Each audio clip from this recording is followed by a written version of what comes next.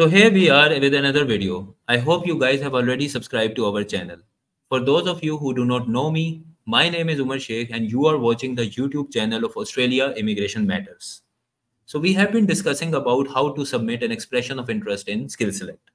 Also, we have covered the process of state-wise nomination applications in our earlier videos, which you can find in the channel library. Today, we will talk about how to extract EOI backlog data of your occupation from SkillSelect dashboard. The SkillSelect dashboard is publicly available information and it can be accessible by anyone. I will be sharing my screen to demonstrate the step-by-step process to extract EOI data for your occupation from this SkillSelect dashboard. So let's get started. So here we are. So this is the web address of SkillSelect dashboard. We will also be providing this link in the description of this video so that you can access it. So when you open it, you land on this page, which is called Dashboard Overview. So there is some information provided over here, which you can read through to understand the process and understand the procedures and the parameters on which this SkillSelect dashboard works. So the important things to note is that whenever there will be a number mentioned in the EOI counts table, which will be showing as less than 20, it will mean that the number of EOIs in that specific parameter can be from 1 to 20. So typically it rounds off and it shows as less than 20. And there are certain other informations provided here. And an important thing to note is also in point number 2 that the count are of EOIs and not necessarily individuals, as a person may enter multiple EOIs. So you have to keep these 3 points in mind while understanding and analyzing the data for your own occupation. So let's get started and go to the next page.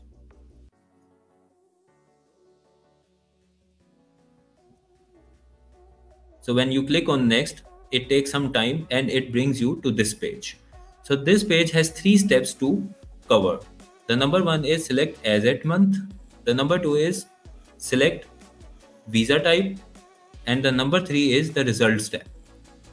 So when you come to the step 1, it means that you have to select a month, and the month will mean that the data it will display will relate to previous 2 years valid EOIs in the system as at 31st of October. So we want to, let's suppose we want to extract the latest data for any occupation. So we will select the month of October and click on tick. The next step is about the visa type and EOI status. So if you want to select a specific visa type and to want to see the EOI data for a specific visa type and a specific EOI status, you can select from these filter band. But what we can do is we can also filter these 2 parameters or these 2 important criteria from the next page as well. So we can keep them open and we will describe about these 2 parameters in the next page. The third step is about the results tab. So now it's mentioning here that additional columns can be displayed in the results tab, but you can select maximum of 2 filters from these available 12 options. So typically how we do is let's suppose we want to extract data of an occupation, and we also want to see that how much EOI count is available for different points for that occupation currently in the system as of October 2023. So what we will do is we will select occupation, as we want to filter the occupation in our data for our own profile, and we will also include the criterion of points for our results tab. Now the results tab, it's clearly saying that which 2 columns to display in the results tab. So we have selected occupations and points to show in the results tab.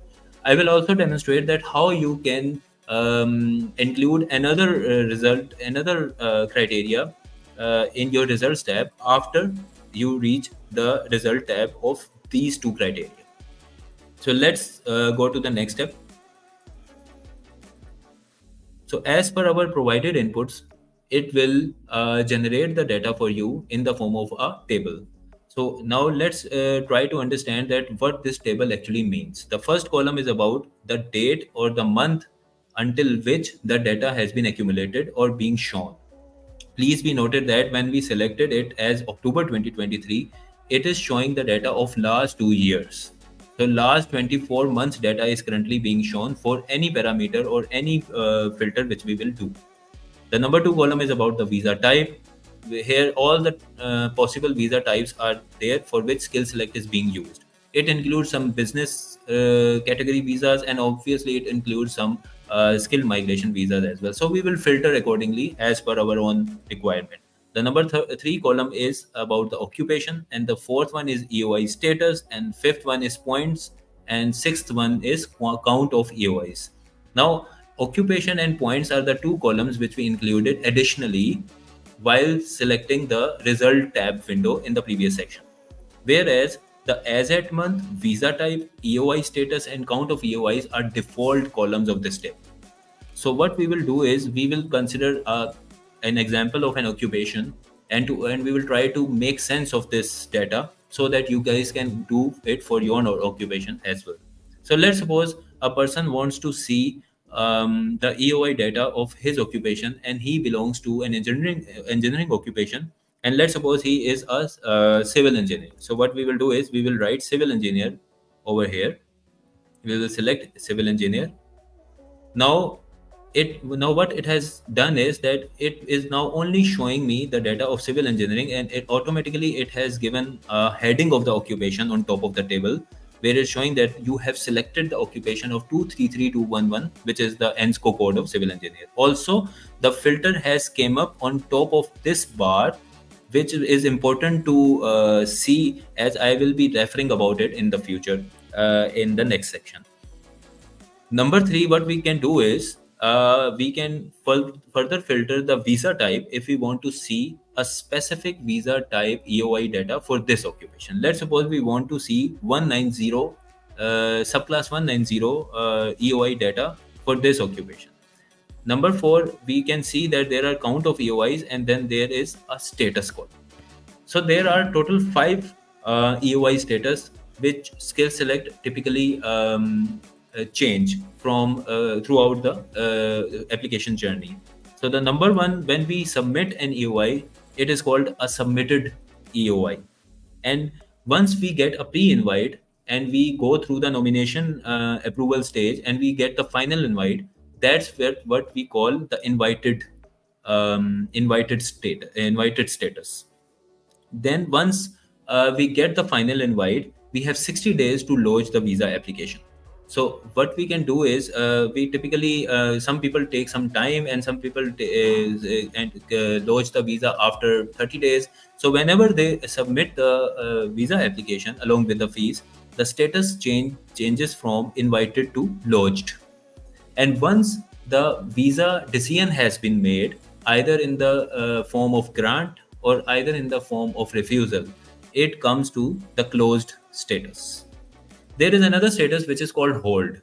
You might have seen in your skill select EOIs that whenever you have completed your EOI, there is a button called suspend EOI. So for the applicants who have suspended their EOIs due to any reason, the EOI status changes from submitted to hold. So hold is typically not applicable or not useful for the purpose of analysis. So you can keep it, even you can filter it out if you want while doing your own occupations analysis. So what we can do is we can simply simply cross it, and now we want to analyze the data for civil engineer occupation for a subclass 190, and the data is available for the past 2 years until October 2023, and we want to see that, and then the column of points is obviously showing that the points at which different EOIs have been submitted currently, which are in the pool, in the skill select pool. So how we analyze the data is typically we see that, let's suppose I am an applicant and I have submitted my EOI and I have 85 points as civil engineer for 190, and I want to see that how many other applicants or EOIs are there already which have 85 or more points. So how we can see is that there are 1584 EOIs in the system which are already in the pool at 85 points, and then there are 1000 EOIs for 90 points, 400 EOIs for 95 points, 100 EOIs, sorry, 146 EOIs for 100 points, and so on. Now, less than 20 means they can range from 1 to 90, 1 to 20. So there are many EOIs already in the pool, and the chances are that the selection of a specific EOI for a pre-invite or a final invite in case of 189 will happen uh, in the ascending order. So if someone has a higher EOI points, then obviously he might be getting the pre-invite earlier than a person who is at a lower points. So that's a natural answer. So but typically how we want, we also want to analyze this data in a way that we want to see that in which state this occupation's EOIs count is more, and in which state it's less. So how we can include the state, the column of the state in the same EOI table which is already here. So we want to include another parameter within the same table. So let's suppose we want to include the state, nominated state for these submitted EOIs of civil engineer occupation as of October 2023. So what we will do is we will go back, do not change anything, just click on the back button, and you can see that the filters which we have enabled will remain there, and these are not going to change unless and until you filter them out or you clear the selections. So what I am doing is I am keeping the same filters, which are the month filter or time filter, the occupation filter, and the visa subclass filter. I am not changing these filters or not clearing the sections. And after I have came back to the same section or the same page, I will say no to the occupations parameter, and I will say yes to the nominated state, and then click on next button again. What it will do is it will respect the filters which I have already made in the results tab, and it will give me another column of nominated state so that I can also use that information for the analysis purpose. So here we are. Now what it has done is the occupation is already selected, which is civil engineer, although we have filtered it out in the previous page, but currently the data is only being shown for the civil engineering occupation. Visa type is already selected, but obviously we can still adjust it from the visa type column, but it has also given us a selection of nominated state. So now let's suppose a person wants to see that he has 85 points, he has submitted an EOI for NSW, and he wants to see that what's the competition currently for him in NSW for 190 for civil engineering occupation. So in that case, what he will do is he will be selecting the NSW from the nominated state column. So I will click on the filter search button of the nominated state column, and I will select the NSW as the nominated state. So now what it's showing is, again, we have to interpret the data in the same way. Now the data is being shown until the month of October for the past 2 years. The data is shown only for the visa type 190, although we can change it from here. We can also see the data for 189, but obviously it will be irrespective of the nominated state. And we can also see the data for 491. The EOI status is being shown for all the EOI status are here. We can scroll down and see for different EOI status, the points are broken down. And now we want to see that in NSW, at 85 points, there are 437 EOIs currently in the pool. Similarly, for the next step, at 90 points, there are 300 or so EOIs. And at 95 points, there are 138 EOIs. And similarly for 100 points, and it goes until 105. So now what we can analyze from this data is that if a person is sitting at 85 points, and he is intending to maybe he is onshore in NSW, and he is intending to get a skilled migration visa 190 for NSW, and he is hoping to get the state's nomination for this. So he will have a fair idea that what's the competition around, and how many people are there ahead of him with respect to total EOI points. Obviously, he will have an idea from here, and then he can work out on how to improve his own points, either through English language proficiency or through any regional study or any or study requirements, or through experience points, so or through credentialed language points. So this is how a person can analyze whether he will be getting the invite or not. And this data can also help you to evaluate your chances to get pre-invite from a specific state for a specific occupation during a specific timeline. So this is how you extract the EOI backlog data. Similarly, you can see that in the history how many EOIs have been there in the EOI count column for which the visa has been lodged. For example, it's showing that in the last 2 years, 53 visa applications have been lodged for 190, which were invited by NSW at 95 points. Similarly, around 160 EOIs are there for which visa has been lodged for NSW as invited by NSW for 190 at 90 points, and go on, so on. Similarly, there is the section of invited, and then there is a section of hold. As I already explained, that the hold means that the EOI has been suspended by the intending migrant, and the last one is closed. That now it's showing that the visa has been either granted or refused. So majority of them have been granted, and it's showing that in the past 2 years, this much of the EOI counts have been converted into a visa grant or a visa finalized decision. So you can see that from this data, you can have a fair idea about your occupation, and state-wise bifurcation of the EOI counts for your occupation and for different points criteria. So that and this can really help you to evaluate your chances and to see whether you are eligible or whether you are good to go for a state. And simply you can change the state from here, and you can, let's suppose if someone is not happy with the competition in NSW, he can see that what's going on in QLD. And when you come to QLD for the same occupation, for everything remaining the same, the number of EOIs are this much. So obviously this is a high supply EOIs occupation. So the number of EOIs are a lot irrespective of the state. Now let's try to look at this data in another way. So let's suppose that you want to evaluate irrespective of your irrespective of the points.